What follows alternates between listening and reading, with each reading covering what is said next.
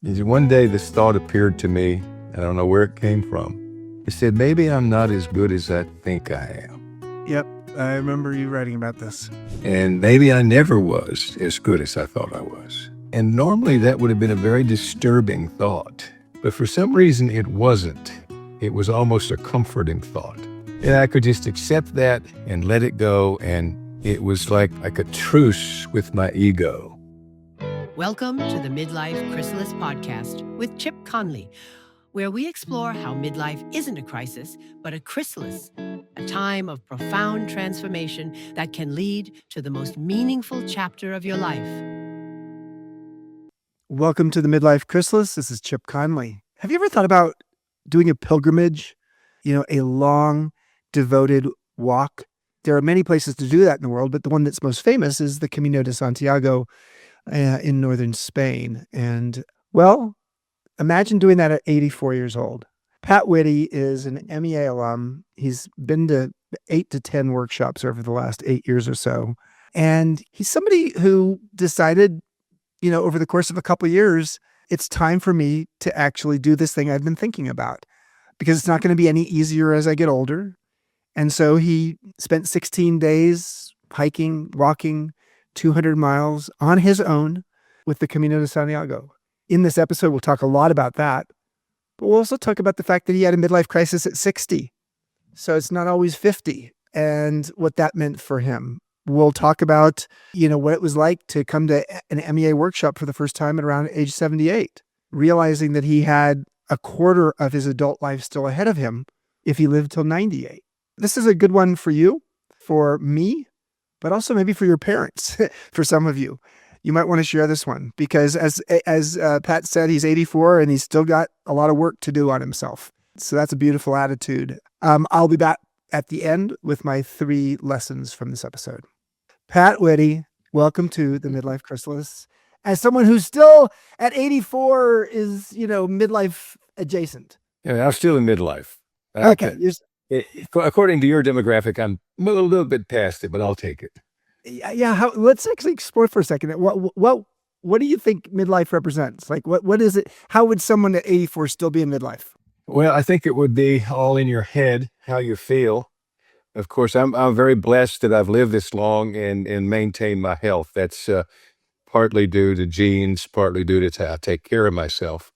But it's a great part of it is the learning that I've embarked on, especially since my time with MEA. I've always been a learner, but MEA really accelerated that. And I've just been intensely curious. And so it's kept me, I feel closer to 50 than I do 84. Yeah, and you are a curious and wise person, that alchemy, that modern elder. And let's just talk. I want to go straight there. You are just a month back from coming back from the Camino de Santiago. You walked the Camino de Santiago at 84 years old by yourself. Yes. Not with your beloved Debbie. And I want to dissect this. What made you think about going? And what was the experience like for you? Well, it was more than I expected, to tell you the truth. I've been thinking about it for a couple of years. I wanted to do it, but like the hero's journey, the first step of the hero's journey is the call to adventure. And the second step is usually to refuse the call. And I refused it for a couple of years because I couldn't afford it. I didn't have the time. But the main thing that motivated me was you, because what I kept hearing that question, as you love to ask. Oh yeah. 10 years from now, what will you regret if you don't do it now? Or learn it now? Yes. And I thought about that and I said, wait a minute, 10 years from now, I'm going to be 94. I might not even be here. And if I am still here, I probably won't be able to do the Camino anyway. So I better do it now if I'm going to do it at all. So I still couldn't afford it. I still didn't have the time, but I did it anyway. I just made the reservations and got it done. It started out mainly as what I would call an outer journey. I thought, this is just going to be fun. It's going to be an adventure. I love adventures. It's going to be challenging. A different country. I'll get to see the countryside in Spain and walk through all these little cool villages and maybe meet a lot of nice people. It was all outer stuff, but it didn't take long for me to realize after a couple of days on the trail. No, this is really an inner journey. This is really, truly a hero's journey in that I left my familiar surroundings. I took that step and crossed the threshold. And I remember symbolically when I stepped off the plane in Madrid, I thought of that. I am stepping off the plane, crossing the threshold into this new world. And it was just like that because the airport in Madrid is otherworldly. This long passageway, the ceiling is contoured and colored. And I was all by myself. I didn't speak the language. I had no idea how to get out of the terminal. And so all I did was just... That was the first issue. The first issue on your hero's journey of the Camino de Santiago is, how do you leave the Madrid terminal? It was. And so I just followed people and I figured it out. And I finally got outside and then I was able to get a cab. And then I had to communicate to the driver where my hotel, and he took me there. He dropped me off at the curb. He left. I walked up to the door of this little hotel on the street. The door was locked. And then I remembered that between 2 and 4, most of the businesses in Spain closed. It's like siesta time. So it took me about 30 minutes to get the person to get into the hotel. And I finally did get in, but all these little challenges. But it was the next day that I got on the trail. And I remembered pretty quickly. But but you were in Madrid. You took a cab and you stayed in Madrid the first night, and then, but the trail's way up in like the northern part of. Yeah, well, actually, I take that back. I had to get a train from Madrid to Oviedo. Okay, got it. Yeah, and that's I left that part out. I started from Oviedo, but it wasn't long on the first day. I thought, I've been outrunning my age most of my life, and I've done a really good job of it. But I felt like the Camino was saying to me, "We're going to show you a thing or two, buddy boy." Yeah, because it was harder than I thought because I had chosen the Camino Primitivo, which is the most difficult Camino. And when I read about it, it has more elevation. It's longer. A lot more elevation. The trails are rougher. It's 15 to 20 miles between destinations. There's no coffee shops, no places to stop, no benches along the way, and very few people. You were punishing yourself. Oh man, I'll tell you, it really got. Are you Catholic? No. Well, yes. Oh, there's more. That's part of the story that's coming. When I say it turned into an inner journey. I got up every morning. And I didn't have any emails to follow or respond to. I had no to-do list, no projects to work on. I only had one thing to do, walk. That's it, just walk. And that was strange, but it was walk 15 to 20 miles. And then, of course, the only thing I had to do while walking 15 or 20 miles was to think. That's dangerous. Well, it was a little bit dangerous, and in some ways it wasn't. But I started thinking about a lot of things, some good, some not so good. So let's take us along with you there, Pat. So the first couple days you were sort of observing the little villages and the landscape, and then first of all, how long was the journey? How many days? 16 days. 16 days. Total of how many miles? 200 miles. Okay. So there's a point at maybe day 3 or 4, you're starting to think beyond, what's in front of you. What was going on in your head? And how do do people lose their mind on the Camino? And how do you ask, do you have a safe word, or how do you ask for help? It was like, if you get a little too internal. Fall used to be the season for going back to school, but for most of us, that's been over for a long time. And yet there are new questions in our life that might deserve some school. What do you want this next chapter of your life to be about?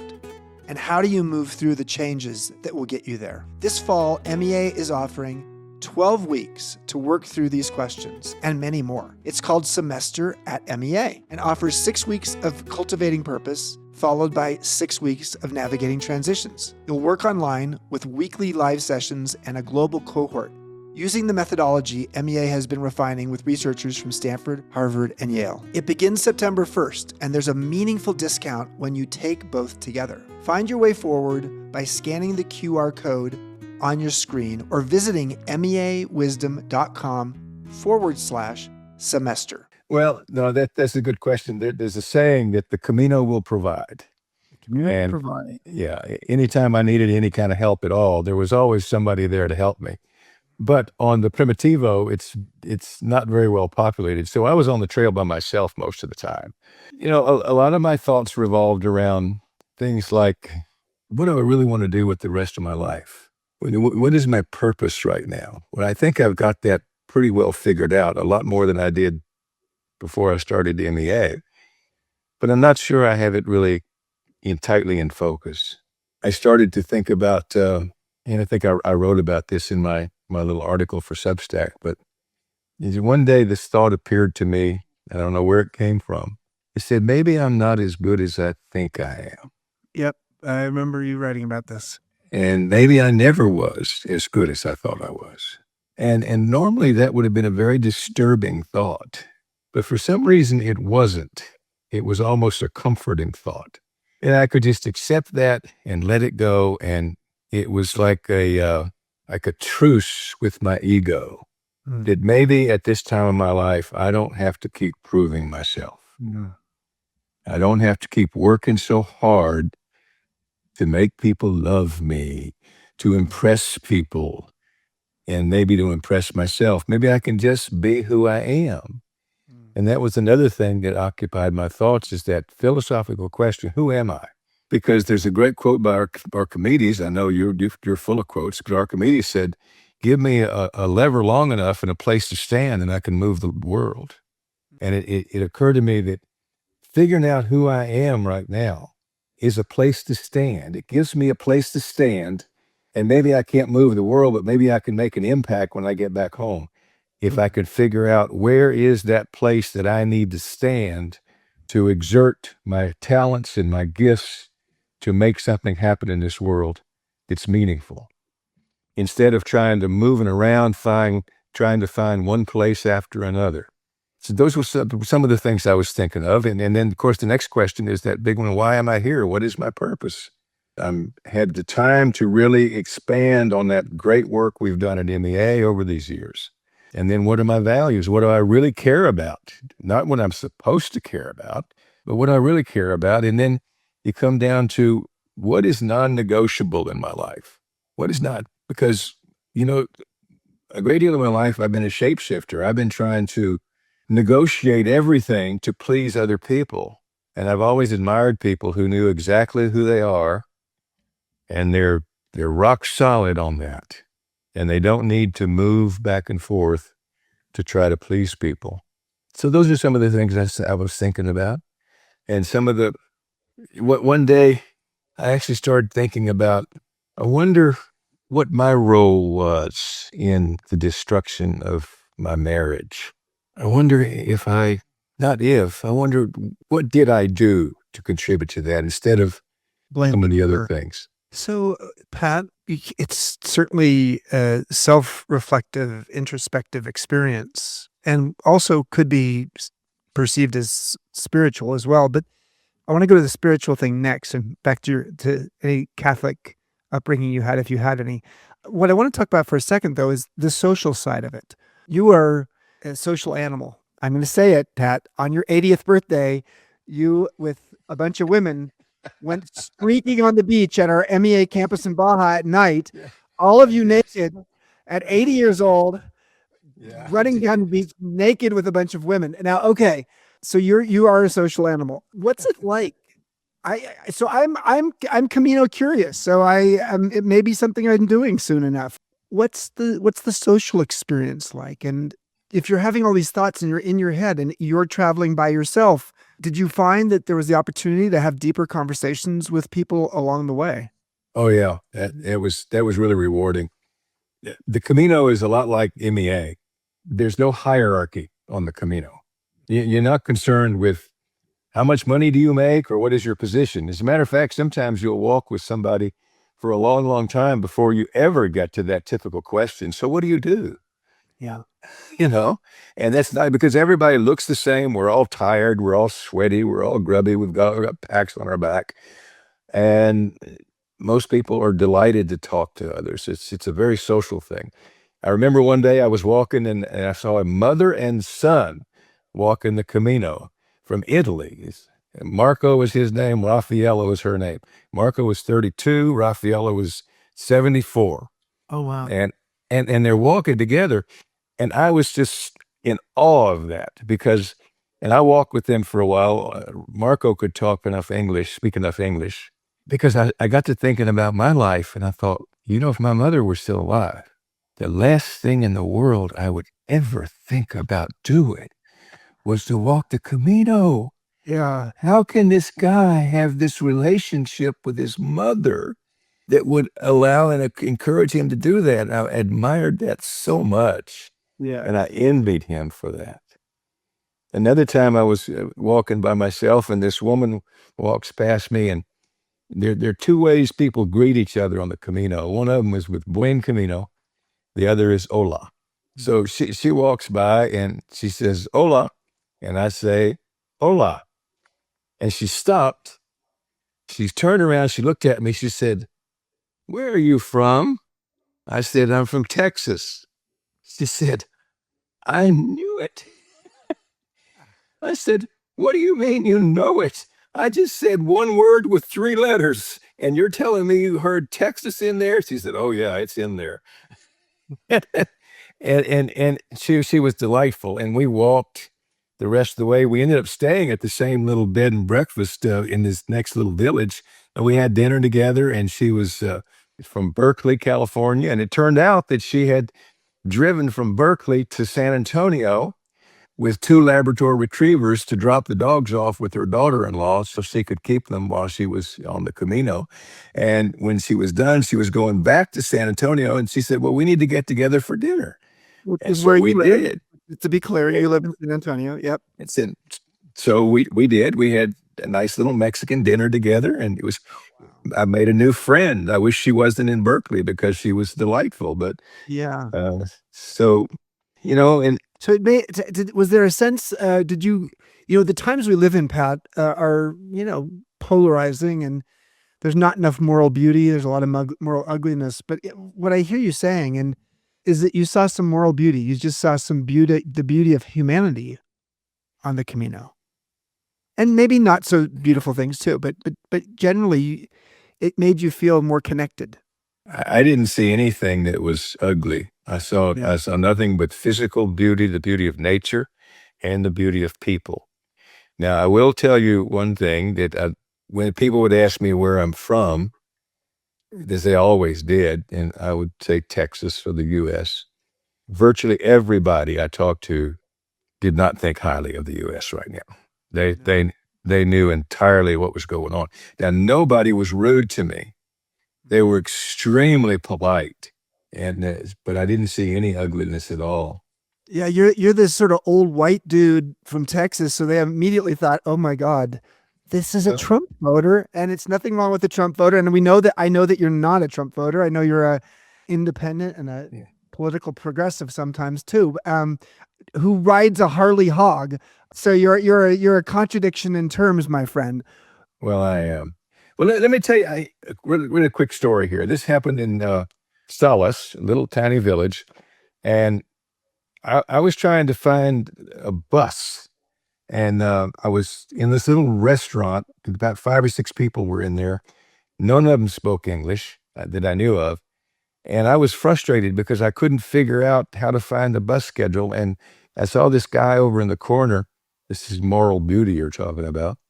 He looked kind of shady, to tell you the truth, and my judgment kind of took hold. And I said, I don't know if I want to talk to him or not. He looks a little shifty, but anyway.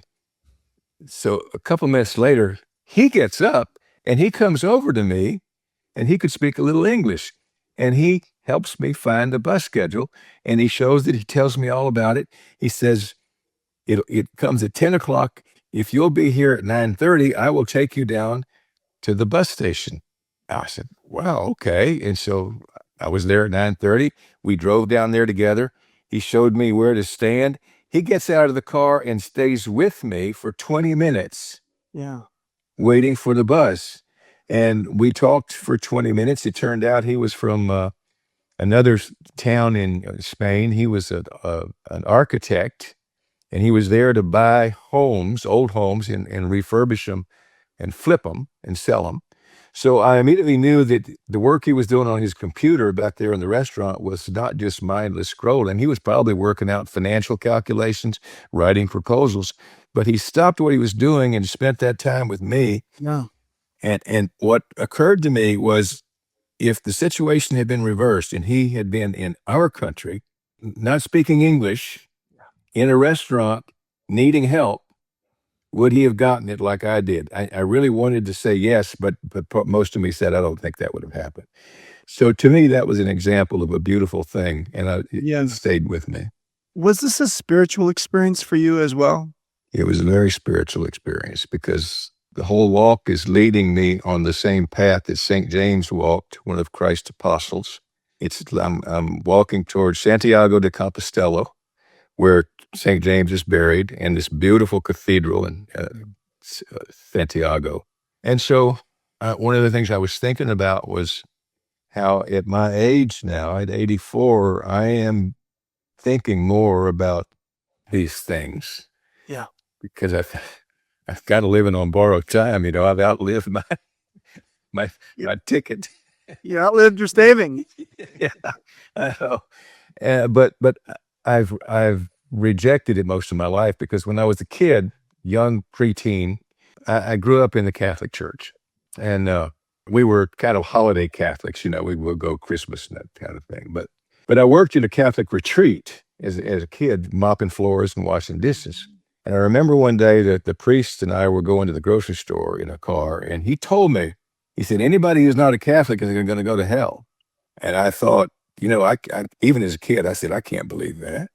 There's no way. That's just wrong. It's got to be wrong. Well, fortunately, in the Second Vatican Council, the Pope agreed with me as well. But they don't believe that anymore. But I kind of rejected religion at that point in my life, to my detriment. And I ran away from it most of my life. And now I'm coming back to it because of that experience on the Camino, and that experience with really none of the external gratifications. All I had was just me and nature and other people. And then I got to Santiago, and I went to Mass in the cathedral. I did not understand a word they were saying. It was all in Spanish. Yeah. But I sat there for an hour, and it didn't make any difference to me whether I understood the words or not, because I was just experiencing it.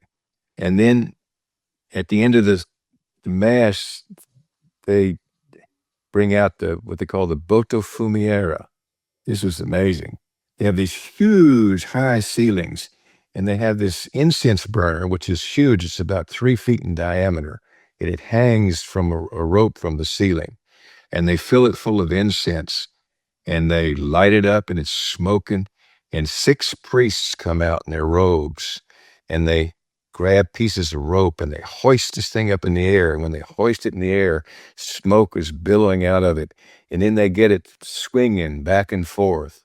And it swings all the way up to the ceiling and back down, trailing this beautiful incense smoke. For some reason, that was incredibly moving to me, because as I understand it, the whole idea of the incense in the Mass is that the incense is supposed to lift the thoughts and the prayers up to heaven. But this botafumeira was really doing that. And while that was happening, the organ was playing, and there was some a vocalist singing. So again, that was a spiritual experience. And so when I got home, I only lived 2 blocks away from St. Francis of Assisi Catholic Church. I went over to the church and had a conversation with the priest, and I just wanted to find out about maybe coming back to the church and starting to recognize the importance of what you've written about and talked about so much is the importance of ritual. Yeah. And that's Oh, so funny. I was going to say that and Bruce Feiler has a new book out on ritual, who's teaching at MEA in September. Ritual is really essential. It always has been for humankind. And in the more mechanistic intellectual world we got into, I think we maybe discounted ritual a little bit, but I think ritual's making a comeback. yeah. Yeah. Well, what occurred to me is I don't have to be so damn literal minded. It doesn't matter if I believe everything. Yeah. What matters is, do I go into that chapel, that cathedral, the church, and sit there for an hour and meditate or listen or engage in that, what they call the sharing the peace, when they get everybody up and you're supposed to shake hands with people. And Yep. do I just go over there and meet some new people? That's all that really matters.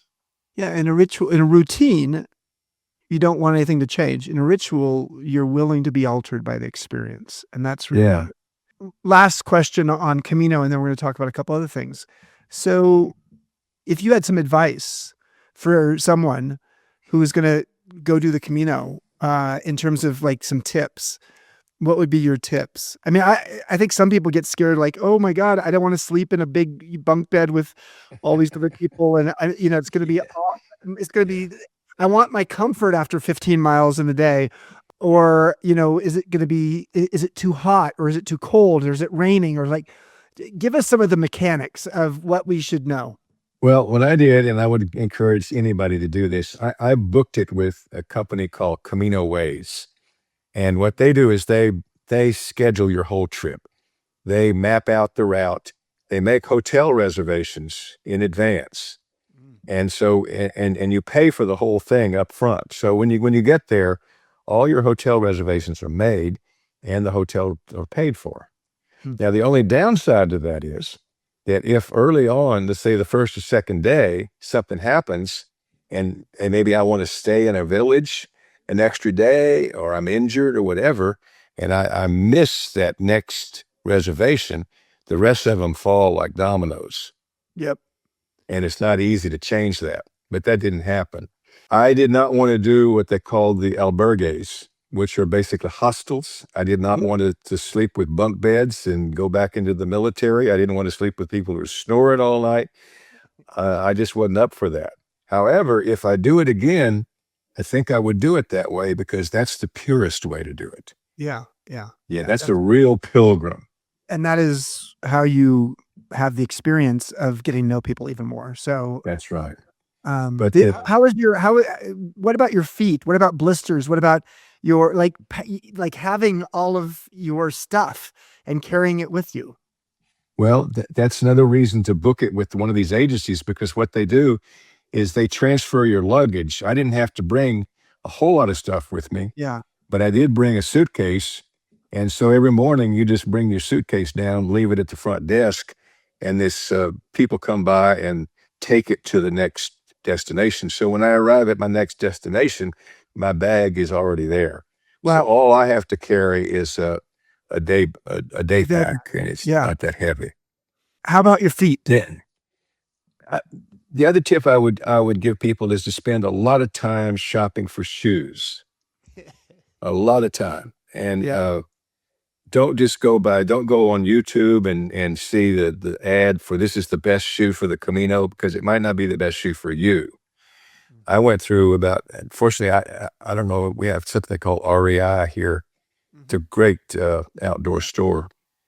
You can buy a pair of shoes and even 30 days later, you can bring it back if you don't like them. And they'll take them back. So I did that 3 times with shoes until I found shoes that I was really comfortable with. And fortunately, the ones I got were called Hoka's, and they were great. I had no blisters. I had no problems with my feet at all. And often someone at 84, you could worry about falls, like someone falling, but you didn't. That sounds like you didn't have any injuries. Yeah, well, I was just tired a lot. I'm sure you were. Let's move on to your experience. You've been a dean of a business school.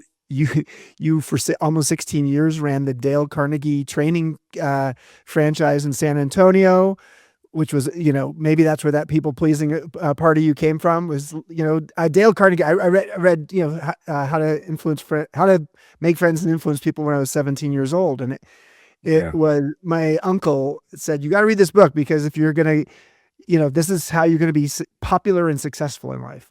And there's some, so there's some really great tools in there. And then there's also a little bit of like, okay, well, is it really authentic? But, and we don't need to go into that necessarily. But I will say when you landed on the shores of MEA, I think it was 2019, possibly, if I'm not mistaken. Was it? It's about 7 or 8 years ago, maybe Yeah. 8 or 9. I don't know. It's been, Yeah, it was maybe 2018. We opened in 2018, so it was 2018 to 2019. What has that experience been like for you in terms of I'm not doing this to be a marketing thing. I'm doing this more to explore what it means for someone in their mid 70s to show up at a midlife wisdom school, and what it's done for you over the last 8 or 9 years. Most of the time, the closest you'll ever get to a thinker, or maybe even a world-class thinker, whose work you admire is their book or their podcast. But this year at MEA, you can spend 4 days in a small room with them and your cohort. We're hosting Arthur Brooks, the Harvard professor on happiness, Pico Iyer, the amazing author and TED speaker on stillness and the seasons of life, Bruce Feiler on navigating transitions that tend to pass unmarked, Martha Beck, one of the best-known coaches in the world, on closing the gap between how you're living and what you actually know, and Krista Tippett from On Being on asking better questions and finding wisdom in everyday life. Each workshop is intentionally small, which means you're not in an audience, you're in the conversation. You're having meals with these people, you're going on hikes with them. It's the kind of access that's genuinely rare, with the kind of people whose ideas have probably already shaped how you think. Find your workshop at meawisdom.com. Scan the QR code on your screen or visit meawisdom.com to learn more about our programs. It has been one of the most important things in my life, and that's why I keep coming back. In 2 weeks, I'm going back again to Santa Fe. Who are you seeing in 2 weeks? I'm going to the Purpose Workshop with Mary. Mary? Yeah, No. yeah, Yeah, Mary Hofstad. Oh my God. Mary Hofstadter. Yeah, so She's the delight. She's the delight. yeah, I can't stay away. But I'm a groupie. I just How many workshops have you done now, do you think? I think it's either 8 or 10. Yeah, somewhere around there. And probably one a year. It's Yeah. and I do believe it's one of the things that's kept me alive. Maybe not physically, but mentally. Mm-hmm. Let me just fill you in briefly on that, because I don't think I've ever shared this story. My life was going pretty well up until year 2000, when I was around 60 years old. And that's when my midlife crisis really hit me. My whole world came tumbling down.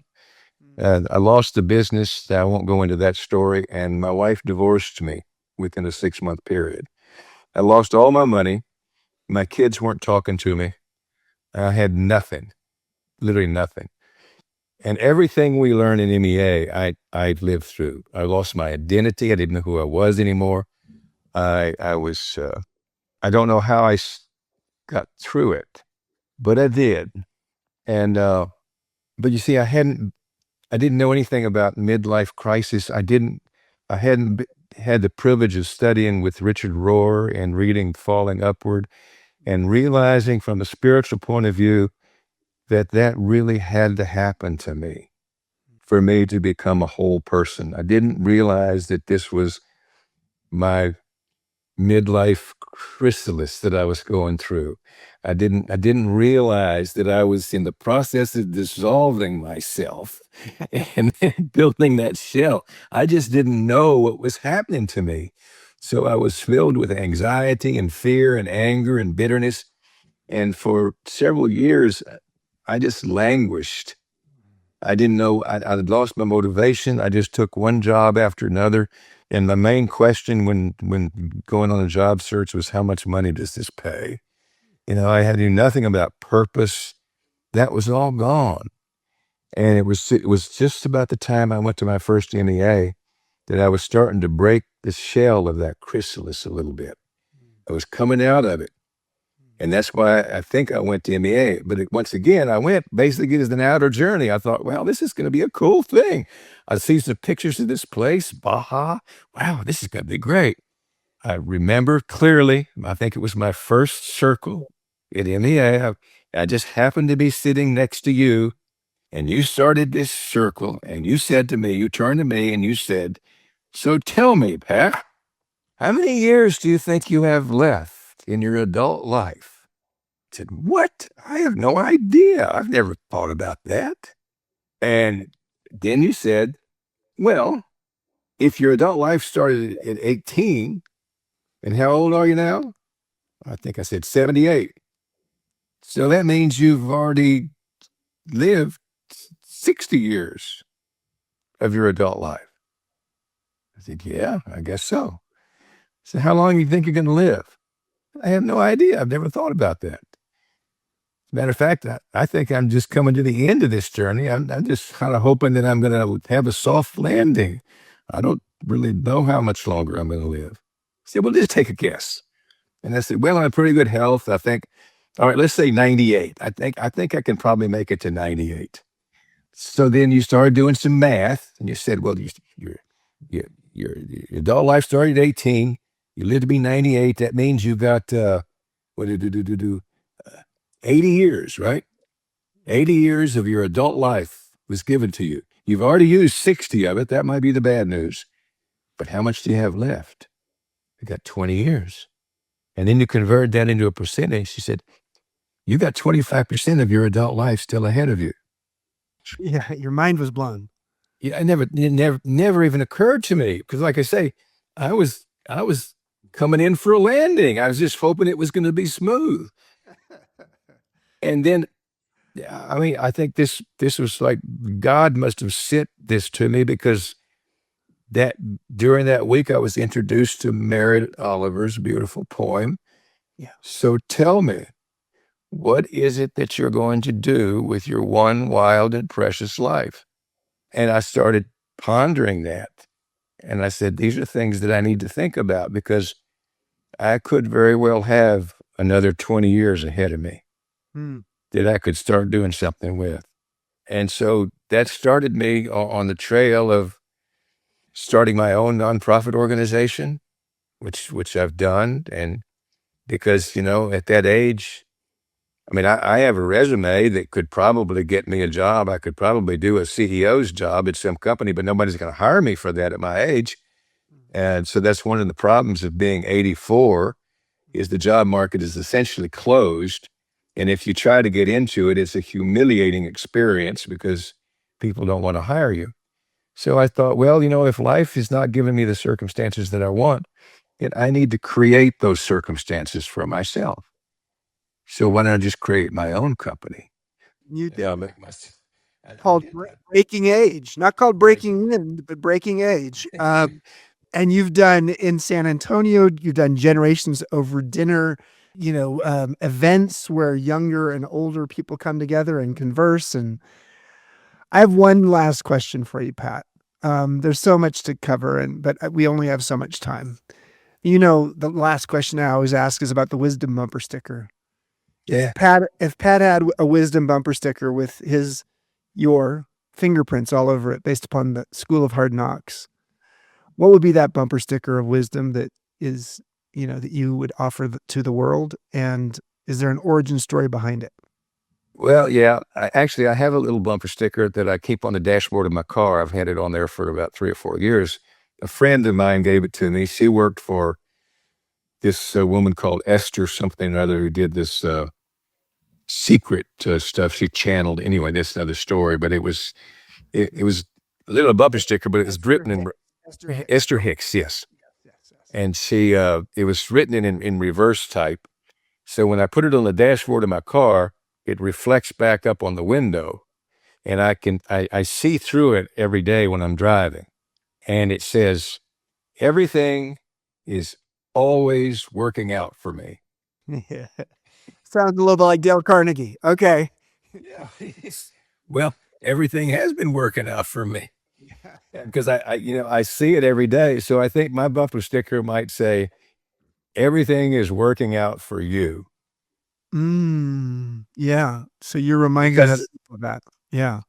because it is. It is. It's we don't see it at the time. Like I didn't see my dark night of the soul. I did not see it as part of my personal development, but I see it now very clearly that it was, because I wouldn't be the person I am today, and I'm pretty much okay with that.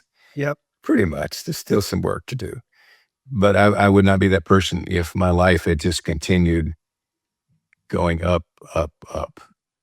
Well, we are all works in progress.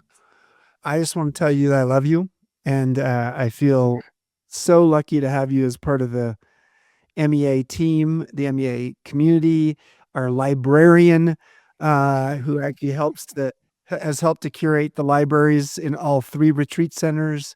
Thank you. Thank you for joining us, Pat. Well, thank you. And thank you for everything you've done for me. Yeah. Polish the pearl. Polish the pearl of wisdom there. Now you know we're a cult. All right. Thank you, Pat. Okay. Thank you. Well, Pat is an inspiration for me. He's somebody who he's all the ages he's ever been. And I love it when I can say that about someone. He represents not just an 84-year-old with the wisdom of 84 years, but he also represents the little childlike wonder and curiosity. He's got sort of a wicked sense of humor. He likes to get in trouble and be mischievous, sort of still in a mindset of being in midlife and at 84, because he's still got a career. He's CEO of his own company and nonprofit. So if I had 3 key lessons here, the first would be, listen to the call. He talks about the hero's journey, and the hero's journey often has a call. You're sort of in a familiar place, the status quo, the default place in your life. And then there's a call. There is something that is a catalyst, a stimulant that actually says, maybe you're supposed to do this. Maybe you're supposed to do that. And he had heard the call of the Camino and kept resisting it, refusing it, until he said something that is very MEA. He asked that question, which we recited together 10 years from now. What will you regret if you don't learn it or do it now? And he knew he needed to cross the threshold and do this experience. So what is it in your life that you need to do that you would regret 10 years from now if you didn't learn it or do it now? One of the beauties of getting older is recognizing that you have less runway to do certain things in your life. And that sounds like an agony, but it's a beauty because it creates something that I talked about in one of my episodes with Derek, the holy urgency, this sense that I'm called to do this now. Second lesson, just the idea of going on the Camino. Now, he did use Camino ways, and he wanted to have certain things planned out for him. And some of us will want that. We'll want the comfort of that, whatever.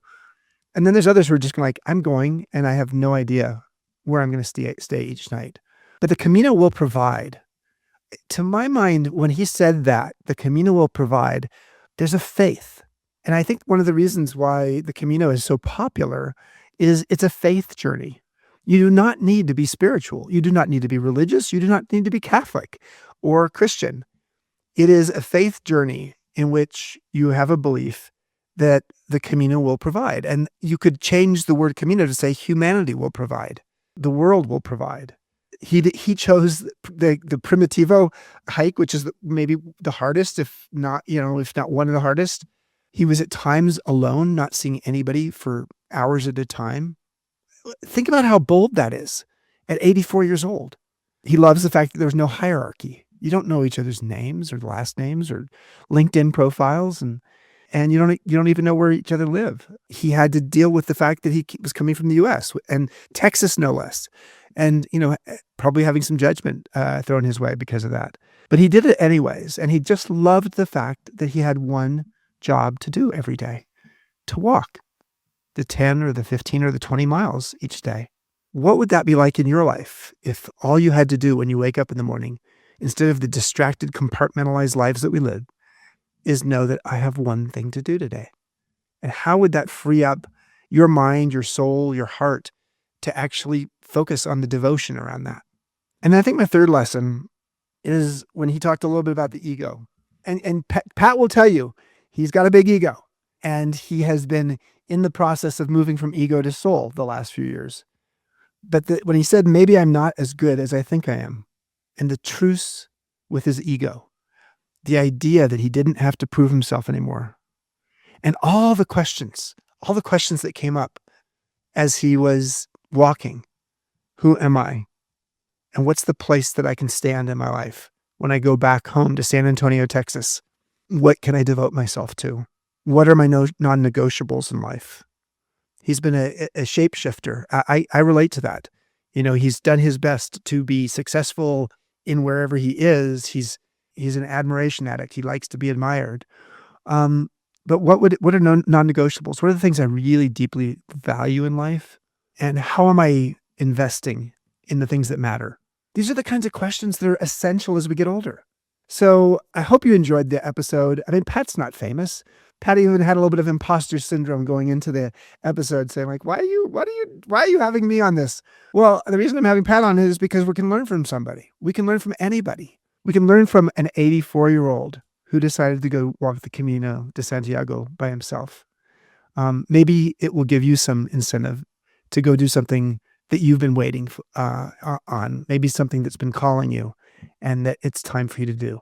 I appreciate you joining me all the way to the end, and look forward to seeing you on the next episode of the Midlife Chrysalis.